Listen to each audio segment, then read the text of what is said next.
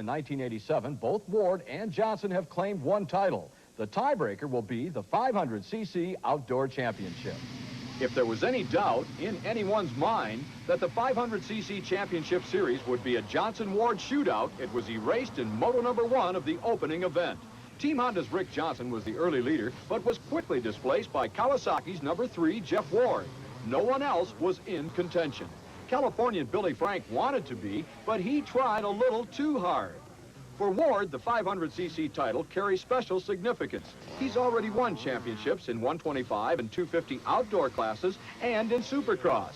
By winning the 500s, Ward would become the first rider in history to win all 4 classes. At the end of the moto, Ward was right on track. The newly crowned Supercross champ took the checkered flag and round 1 of the showdown. The start of Moto number 2 was a carbon copy of Moto number 1. Johnson got the whole shot with Ward right behind. This time, however, Johnson, number 2, held on to the lead. The El Cajon native, who 1 week earlier had wrapped up his 3rd 250 national championship, was not about to be denied. By splitting moto wins and second-place finishes, Ward and Johnson left Texas in a tie for the series lead.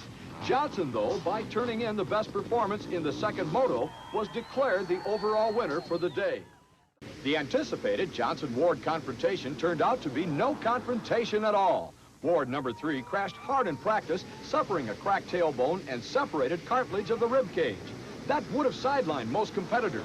Ward, though, elected to ride and turned in a gritty performance that resulted in a second-place finish in Moto number 1.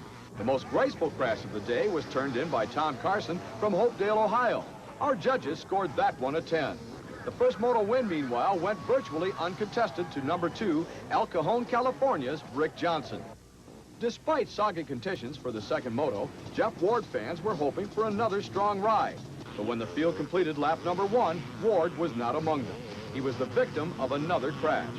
Johnson, meanwhile, turned in another flawless performance to lock up the overall win. From Michigan, the Stars traveled east to Axton, Virginia, and David Bailey's Lake Sugar Tree Motocross Park. A big crowd was on hand looking for action, and they got it.